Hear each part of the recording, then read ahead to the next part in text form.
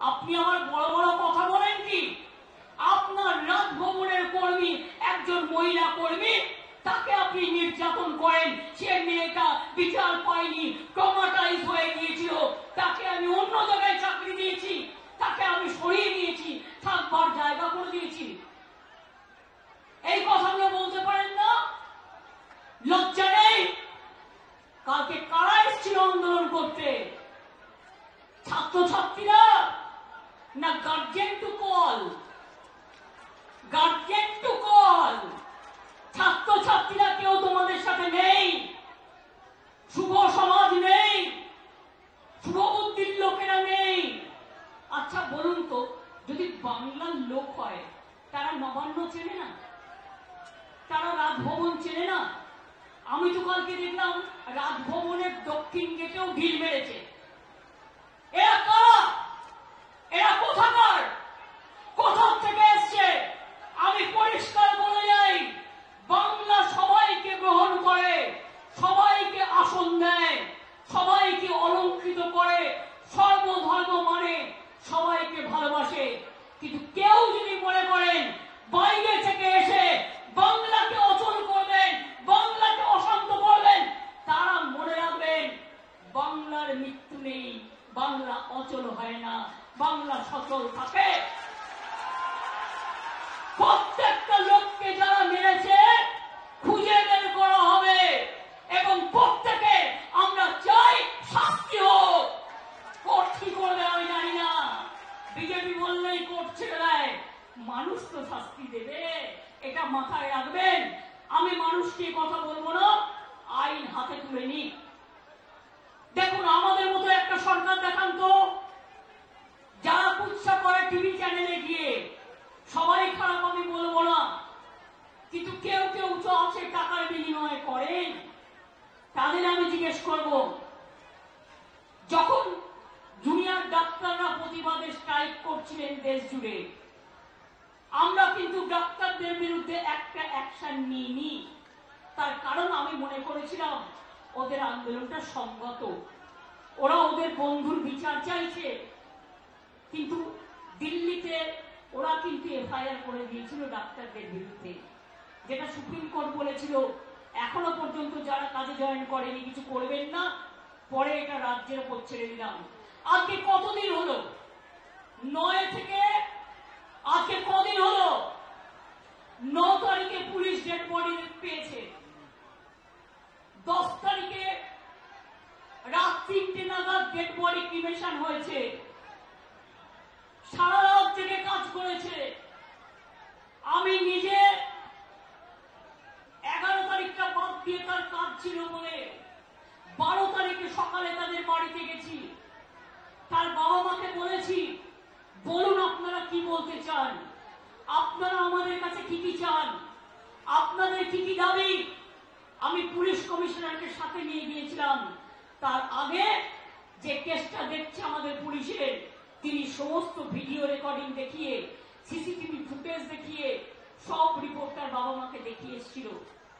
আমি শুধু বলেছিলাম আজকে সোমবার, আমাকে শনিবার পর্যন্ত টাইম দিন, মঙ্গল, বুধ, বৃহস্পতি, শুক্র, শনি, 5 দিন।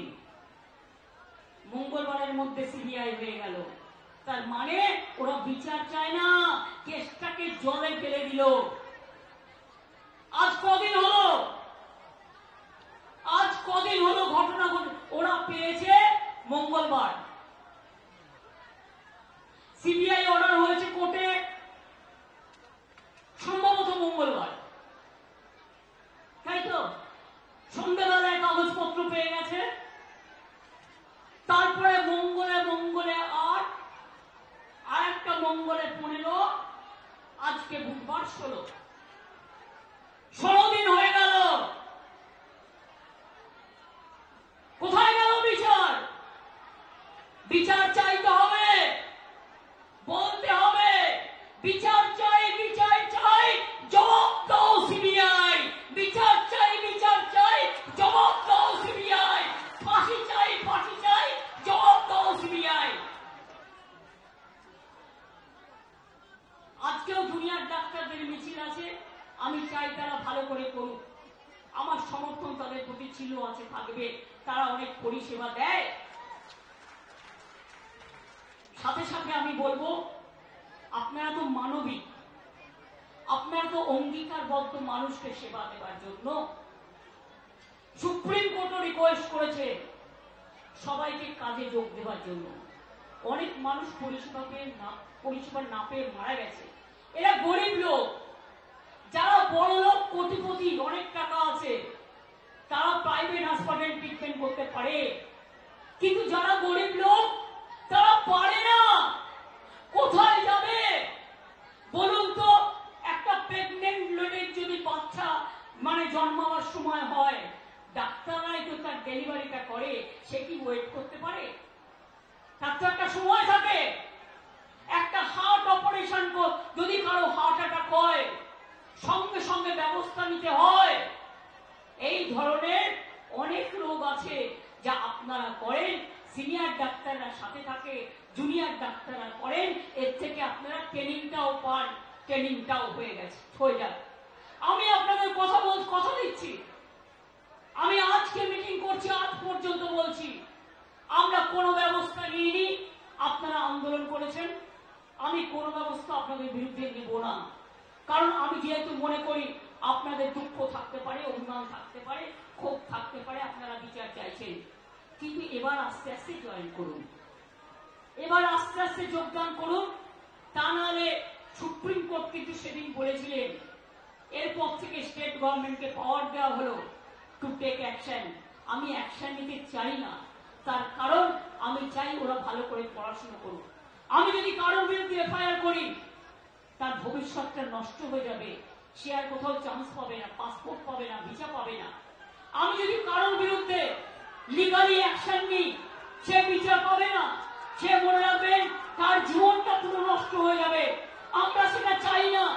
আমাদের সরকারের মানবিক মুখ আছে, মানবিক মুখ দিয়ে আমি আরো ডাক্তার তৈরি করতে চাই। এবং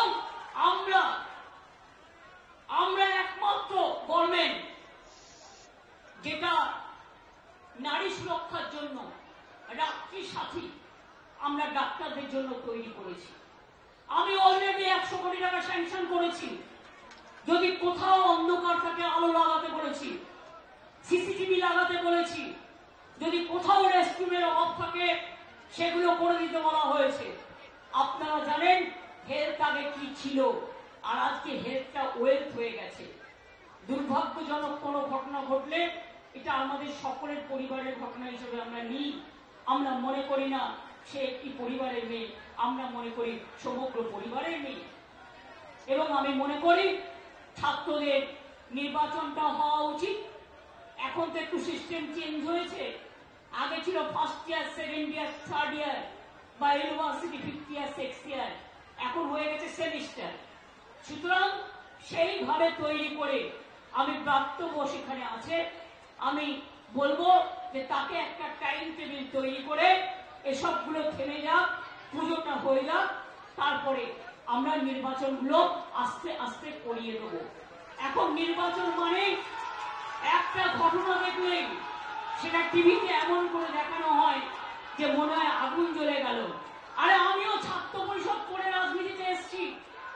শুনুন, আমি যখন রাজনীতি করতাম আমাকে ছোট নিয়ে তাড়া করেছিল, বোমা নিয়ে তাড়া করেছিল।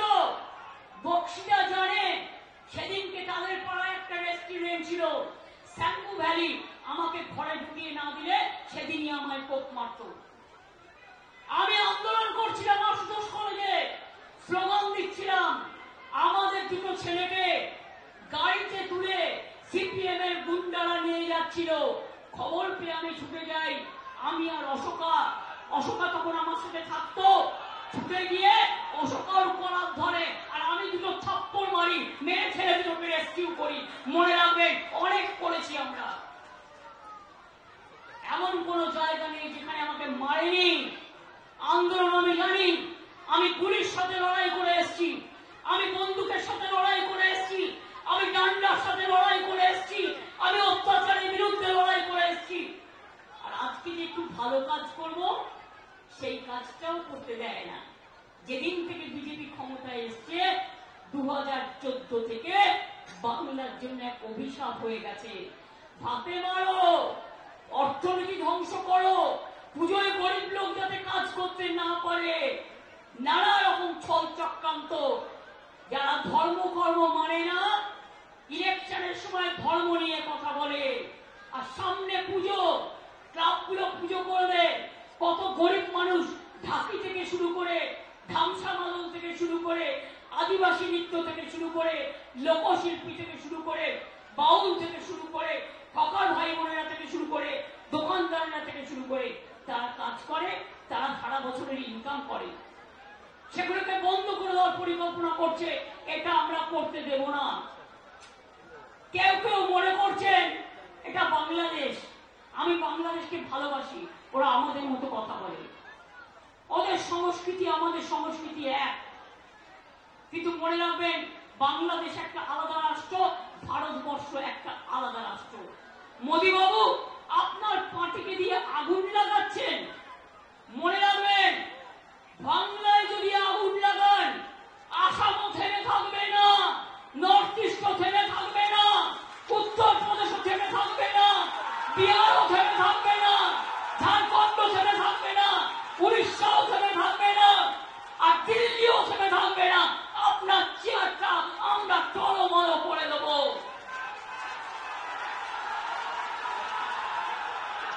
চেয়ার দখলের লড়াই, ক্ষমতা থাকলে ভোটে যাও, গুলি নয়, ডেড বডি নয়, লাশ নয়, ক্ষমতা তোমাদের হাতে। কেন করছো না ফাঁসির জন্য, যে এইসব ধর্ষণ করলে ফাঁসি হবে? কেন এই আইনটা করছো না? অভিষেক যেটা বললো, আমি তো সেটা লিখেছি। আমি এখনো বলি, নরেন্দ্র মোদী আপনার পার্টি কতটা আমায় চেনে আমি জানি না, কিন্তু আমি এটা মনে করি, যতই ফান্ডিং করুন, অনেককেই ফান্ডিং করছেন আপনারা, খবর আমরা রাখি। মনে রাখবেন, ওই ফান্ডিংকে আমরা এন্ডিং করে দেবো। আমরা এটা করতে পারি এবং আমরা জানি। আমি ছাত্রছাত্রী সমাজকে বলবো, আপনারা আগামী শুক্রবার কলেজের গেটে গেটে ফাঁসির দাবিতে এবং ফাঁসির দাবিতে, আন্দোলনের দাবিতে ছাত্রছাত্রীরা আন্দোলন করবেন। আমি আমার সব ব্লকগুলোকে অনুরোধ করব, নেতৃবৃন্দরা যারা আছেন, কেন সোশ্যাল নেটওয়ার্ক করেন না? পার্টি যখন করছে, আপনাকেও করতে হবে। You are bound to do it. All the MLA, all the MP, all the councillors, all the student leader, all the youth leader, সবাইকে আপনাদের কিন্তু এই ফেক ভিডিও কাউন্টার করতে হবে, ফেক ভিডিও কাউন্টার করতে হবে, আর পুলিশের কাছে এফআইআরও করতে হবে। এরকম জিনিস দেখলে সাইবার ক্রাইমে যাতে পুলিশ অ্যাকশন নেয়, ইমেলও আছে, এটা মাথায় রাখবেন। আমি আমাদের ব্লক প্রেসিডেন্টদের বলবো, সাথে ছাত্র যুব মহিলারাও থাকবে। শনিবার দিন সব ব্লকে ব্লকে মিছিল হবে, মানে 31শে আগস্ট সব ব্লকে ব্লকে মিছিল হবে, ধর্ণা হবে, মিছিল করে ধর্ণা হবে। শনিবার হাফ ছুটি, তাই বেলা 2টো থেকে 6টা পর্যন্ত ধর্ণা হবে, মিছিল হবে সব ব্লকে। আর 1 তারিখে আমি চন্দ্রিমাকে বলবো, ছাত্রীদেরা বলবো, মেয়েরা ব্লকে ব্লকে ধর্ণা আন্দোলন করবেন ফাঁসির দাবিতে, এবং আইন বদলাতে হবে। আমরা চাই মেয়েদের সুরক্ষিত করবার আইন, আমরা কেন্দ্রের আইন চাই না। মোদীর বলবেন, don't derail the train, please remember that country is burning and we are facing because of you, because you people are not taking any lawful action and your law is very weak. Your law is only strong for ED, PML, যাকে challenge করে দেবেন, but your law is not strong about the women's security, about the capital punishment. We want capital punishment. দেখুন, এটা যদি হয়, আমি আপনাদের বলছি, সব থেমে যাবে।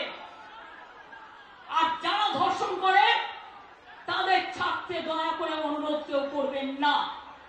এক্ষেত্রে সেন্ট্রাল গভর্নমেন্টের আইনই থাক, আর যা আইন থাকে থাকুক, আইন যদি বেআইন হয় তাহলে আইনে রূপান্তর করবে মানুষেরা, এটা আমি বিশ্বাস করি। ছাত্রছাত্রীদের কাজ হচ্ছে সমাজ সেবা করা, ছাত্রছাত্রীদের কাজ রুখে দাঁড়ানো, ছাত্রছাত্রীদের কাজ সংগ্রাম করে নিজেকে প্রতিষ্ঠিত করা, ছাত্রছাত্রীদের কাজ মানুষের পাশে দাঁড়ানো, ছাত্রছাত্রীদের কাজ আমি দেশের জন্য মাথা নত করব, মানুষের জন্য মাথা নত করব। আমি বাংলাকে অসম্মান করতে দেব না, দিচ্ছি না, দেব না। আমাকে অনেক গালাগালি দিয়েছেন, অনেক অসম্মান করেছেন, আমি অনেক ভেবেছি, কিন্তু আমি ভেবে দেখলাম যে এদের বিরুদ্ধে আমি কোনোদিনও বদলা নিইনি। আমরা বলেছিলাম বদল চাই, বদলা নয়। আজ বলছি ও কথা নয়, আজ বলছি যেটা করার দরকার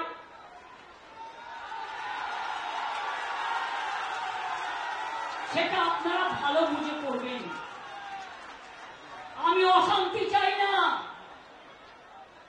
কিন্তু উৎসব প্রচার চক্রান্ত করে যে আপনাকে রোজ কামড়াচ্ছে, আপনি তাকে কামড়াবেন না, কিন্তু খোঁজ তো করতে পারেন।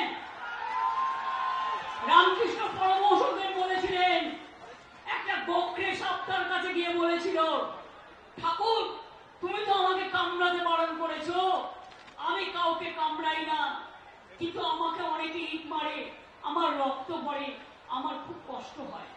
ঠাকুর বললেন, শোনো, তোমাকে আমি কামড়াতে বারণ করেছি, তোমাকে আমি খোঁজ করতে বারণ করি। আগামী দিন আপনাদের কাজ হচ্ছে চক্রান্তকারীদের মুখোশ খুলে দিয়ে ফোঁস করতে শিখুন, ফোঁস করতে শিখুন, ফাঁস করে দিন। আমাদের বলে দেন, বাংলায় দাঙ্গা হয় না, বাংলায় সাম্প্রদায়িকতার রাজনীতি হয় না, বাংলায় আমরা সবাই একসাথে লড়বো। আর বাইরের থেকে যারা এখানে এসে থেকেছেন আছেন, বাংলাকে নিজেদের মতো করে মনে রাখবেন, মনে রাখবেন। বিজেপির সাথে মিলিয়ে গিয়ে পুলিশকে পেটালে আপনাকেও কিন্তু কেউ গায়ে হাত দিতে পারে, সেটা যেন না হয়। আমি কাউকে গায়ে হাত দিতে বলবো না, আমি কোনো মৃত্যু চাই না, আমি কোনো দুঃখ চাই না। আপনাদেরও মনে রাখতে হবে, বাংলায় থাকতে গেলে বাংলাকে ভালোবেসে থাকতে হবে। বাংলায় থাকবেন আর বাংলার উপর অত্যাচার করবেন, এটা আমি মেনে নেব না। এত দুর্বল হওয়ার কোন জায়গা নেই। কখনো কখনো মানুষকে সহ্য করতে হয়, এখনো সহ্য করছি, এখনো ধৈর্য ধরছি, কিন্তু সহ্যের সীমা ছাড়িয়ে গেলে আমি যে কি করতে পারি তা আপনারা কেউ জানেন না। তার কারণ I am the product of the movement. আমার জন্ম হয়েছে আন্দোলনের মধ্যে দিয়ে, মৃত্যু হবে আন্দোলনের মধ্যে দিয়ে। কার ক্ষমতা আছে দেখি কাজ করে দেখান।